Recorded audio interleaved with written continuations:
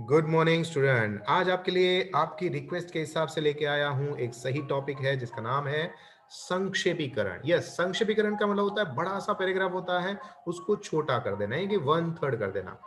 आपको उसमें दिए होंगे 150 से लेकर 160 जितने वर्ड दिए जाते हैं, और ये 150 वर्ड को आपको डिवाइड बाय 3 करते हैं तो बन जाते हैं आपके लिए करीबन 50 वर्ड।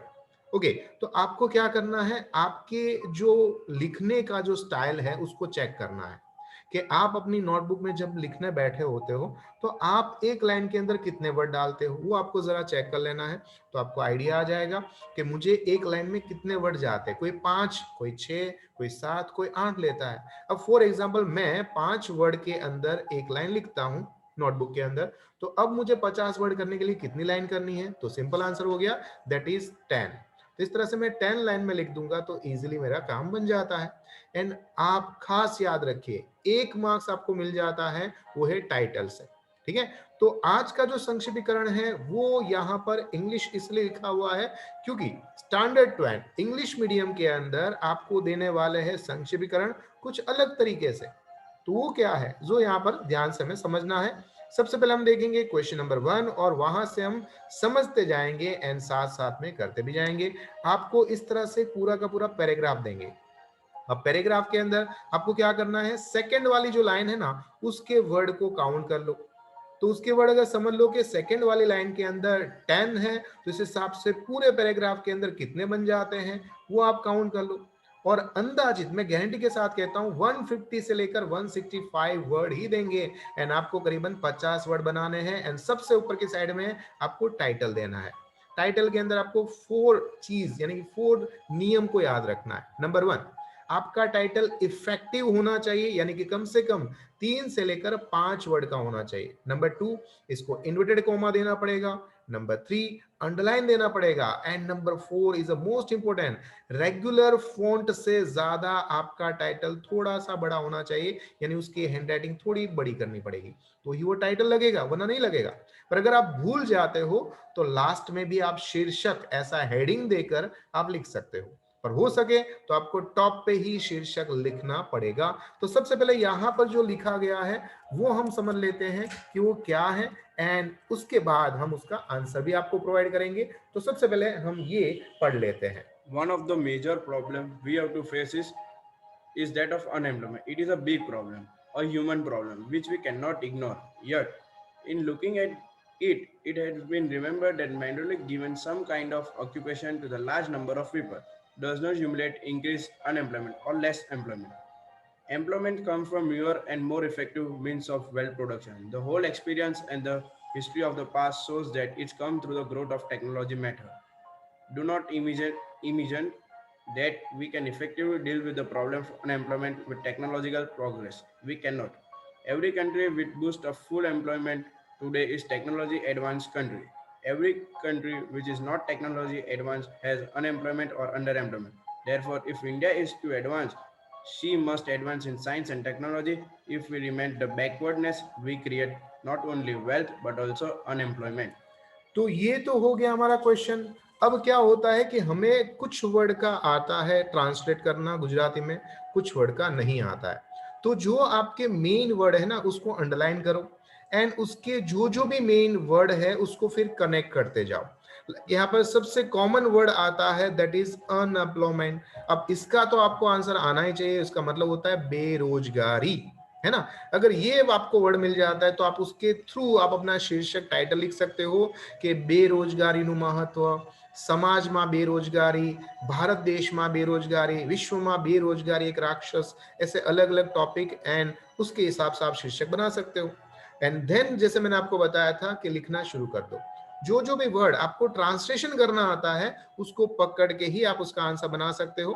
तो आपके लिए है आंसर यहाँ पर कि बेकारीની समस्या ખૂબ જ ગંભીર પ્રશ્ન છે। મોટી સંખ્યામાં લોકો કોઈ ચોક્કસ પ્રકારની આજીવિકા અપાવી અને માત્ર નોકરી અપાવી ન ગણાય। આપણા અનુભવ પરથી કહી શકાય કે ટેકનિકલ પદ્ધતિથી બુદ્ધિ દ્વારા રોજગાર મળી શકે છે। જે દેશ તકનીકી રીતે સમૃદ્ધ દેશ છે તે જ પૂર્ણ રોજગારને પ્રોત્સાહન આપી શકે છે। જો ભારતને આગળ વધવું હશે તો તેણે પણ વિજ્ઞાન અને ટેકનોલોજી પણ આગળ વધવું પડશે। નાઉ, what is title? टाइटल है बेकारीની समस्या अथवा बेरोजगारीની समस्या, आप ऐसा लिख सकते हो। तो बहुत इजी था मेरे लिए, आपके लिए नहीं लगा तो कोई बात नहीं, और एक प्रैक्टिस करते हैं, है ना। Practice man women and girls सबको परफेक्ट बना देता है, तो आपको भी बनाएगा। क्वेश्चन नंबर 2 आपके लिए ये रहा। In any country, people are from busy occupied in different type of economic activity. In our country, major part of population engage in agriculture. Apart from agriculture, this activity includes industry, construction, transportation, wholesale and retailer trade, banking, insurance, education, health service, etc. These are some activities which apparently do not seem to be economic activity. However, the economists consider them as a economic activity, thus includes various services provided by the government. Government service like defense, law, and other post, telephone, telegram are included in this. Goods and services are produced as a result of above mentioned economic activity. Wheat, rice, cotton, groundnut, similarly other crops are produced through cultivation. By those engaged in agriculture, the consumer goods like clothes, sugar, electric bulb, soap, radio set, television, cycle, car, etc. are produced by those engaged in industry. The activities of teacher, doctor, law, and other also satisfy specific human wants. The trade, the traders, the bankers, and the insurance companies, which are helpful in those productive activity, also produce services. No productive activity is possible in absence of law and order. That is why government provides police, judicial service. Such activities are called services. तो ये हमारी है अलग अलग प्रकार की services जो भारत देश के समाज को, भारत देश की नींव को एंड अर्थतंत्र को मजबूत करती है। चाहे वो सर्विस हो, चाहे वो ड्यूटी हो, चाहे वो काम हो, जॉब हो, या फिर धंधा पानी हो, है ना। तो उसके लिए यहाँ पर अलग अलग टाइप्स बताए गए हैं एंड उसके आधार पे हमारा आंसर क्या बनेगा, तो देख लेते हैं कि खेती આપણા દેશની મુખ્ય આર્થિક यानी कि इकोनॉमिक प्रवृत्ति છે। આ સિવાય બેન્કિંગ, વીમા, શિક્ષણ, આર્થિક પ્રવૃત્તિ પણ ગણવામાં આવે છે। માલનું ઉત્પાદન અને સેવાની આપલે આ આર્થિક પ્રવૃત્તિમાં ગણવામાં આવે છે। જેમ કે શિક્ષક, ડોક્ટર, વકીલ એની પ્રવૃત્તિ પણ આર્થિક પ્રવૃત્તિ જ છે, કારણ કે તે માનવીની ઈચ્છાને સંતોષે છે। સરકારની વિવિધ પ્રકારની આ સેવા ખરેખર આપણા ભારત દેશને આર્થિક પ્રવૃત્તિને કારણે ઉજ્જવળ ભવિષ્ય આપી રહ્યા છે। टाइटल है भारतनी आर्थिक प्रवृत्तियों। कितना इजी था, वापस से मैं बोल रहा हूं मेरे लिए। और एक कोशिश करते हैं तीसरा वाला, एंड हो सकता है आप इसके आधार पे थोड़ा थोड़ा हो जाएगा। एक बात याद रखिए कि अगर सुबह से लेकर शाम तक 2 घंटा या 3 घंटे के हिसाब से आपने 4 या 5 मूवी देख ली, तो मैं गारंटी के साथ कहता हूं कि छठी मूवी का आपको एंडिंग या पता चल जाएगा इसकी स्टोरी क्या है। उसी तरह से जब प्रैक्टिस करने बैठो, 1 2 3 4 4 बार करोगे तो 5वें का आंसर आपको मिलना शुरू हो जाएगा। सो ये काम मैं आपके लिए कर रहा हूं, आप ध्यान से सुनो, समझो, और अगर आप लकीस्ट हो तो हो सकता है इसमें से एक आ जाए, तो आपके लिए ये भी एक लक साबित हो सकता है। नाउ बात करेंगे क्वेश्चन नंबर 3, जो कि बहुत ही छोटा है, पर देखते हैं उसको भी हमें लिखना जरूरी है। तो क्वेश्चन नंबर 3 क्या है? Trees not only supply us with many of conservation of daily life, they do not much more than that. They support the life of living things. They help to replace the oxygen that gets used up when living things breathe. The oxygen in the air constantly being used up and turned into the carbon dioxide when animals breathe and things burn. The green leaves of trees absorb the carbon is used to make stress and oxygen is released into the atmosphere. This is now trees help to replace the oxygen in the atmosphere.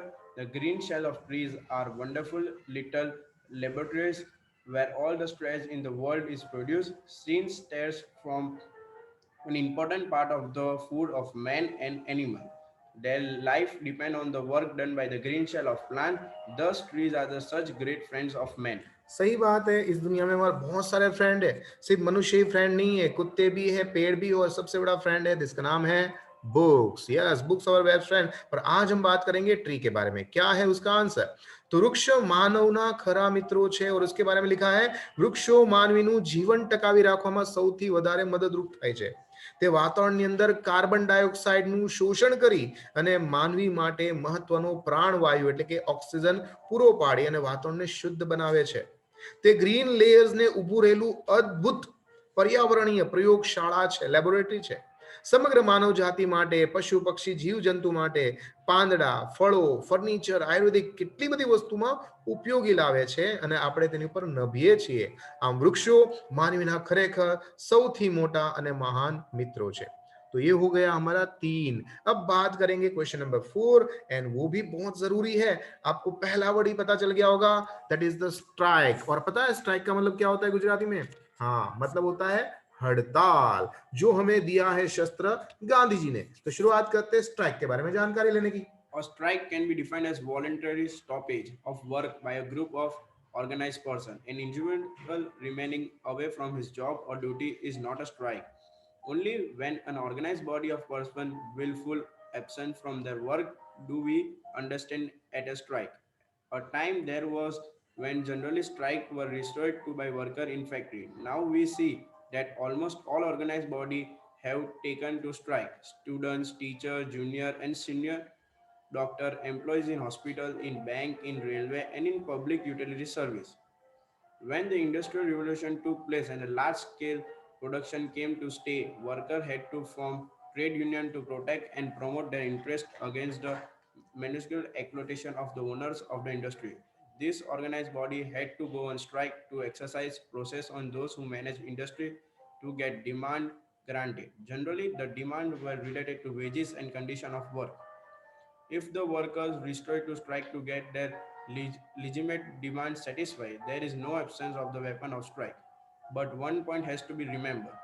Strike is to be restored to only after talk, negotiation, and other means of a reasonable compression have failed. Strike must always remain peaceful, must be disciplined.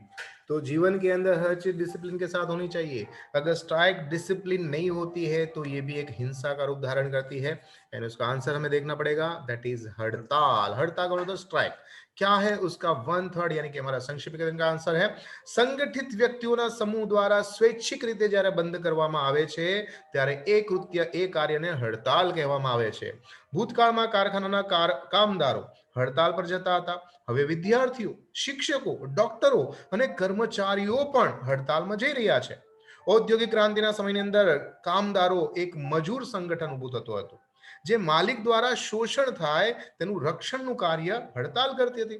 જ્યારે વાટાઘાટો થતા એ નિષ્ફળ જતા, યોગ્ય સમાધાન ન આવે ત્યારે જ હડતાલ પાડવામાં આવતી હતી. હડતાલ હંમેશા શાંતિપૂર્વક અને શિસ્તબદ્ધ તરીકે વિરોધ કરાવતી હડતાલ હોવી જોઈએ. કેટલી સરસ મજાની નાનકડી વાત આપણને અહીંયા કીધી છે, પણ એને બતાવવા માટે પણ કે जहां पर हमें एक वर्ड के अंदर बोलना होता है ना, और उस वक्त हमें बहुत ही सोच समझ के बातें लिखनी चाहिए. और यही बात यहाँ पर बताने की कोशिश की है. क्वेश्चन नंबर 5 जो है ये भी बहुत ही अच्छा टॉपिक में से एक है, तो जो यहाँ पर सबसे पहले हम देख लेते हैं और फिर हम उसका आंसर देखते हैं. The solopreneurship dates back to the earliest economic system. It is characterized by the single owner, or as its names imply, as a solopreneurship. It is the most common form of business ownership in the country today. Being the most common, however, does not mean that it is the most important. In terms of volume, the solopreneurship is far overshadowed by the corporation.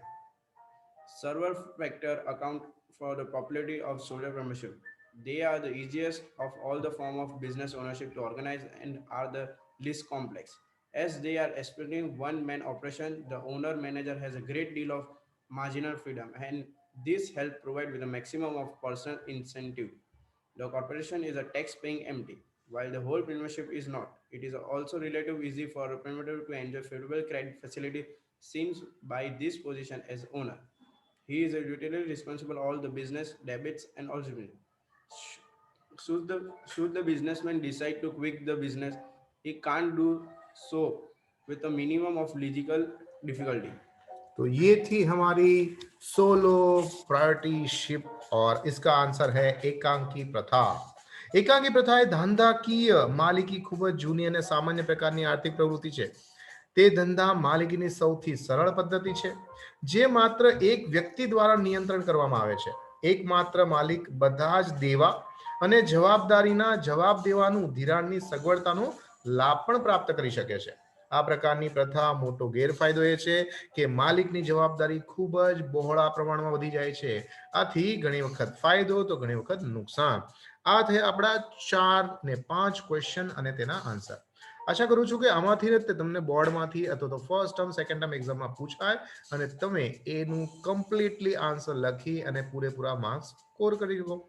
Next આપણે નિબંધ લેખન કરીશું. Standard 12 ગુજરાતીની અંદર સૌથી વધારે કોઈની પાસે માર્ક્સ છે તો એ છે નિબંધ લેખન પાસે.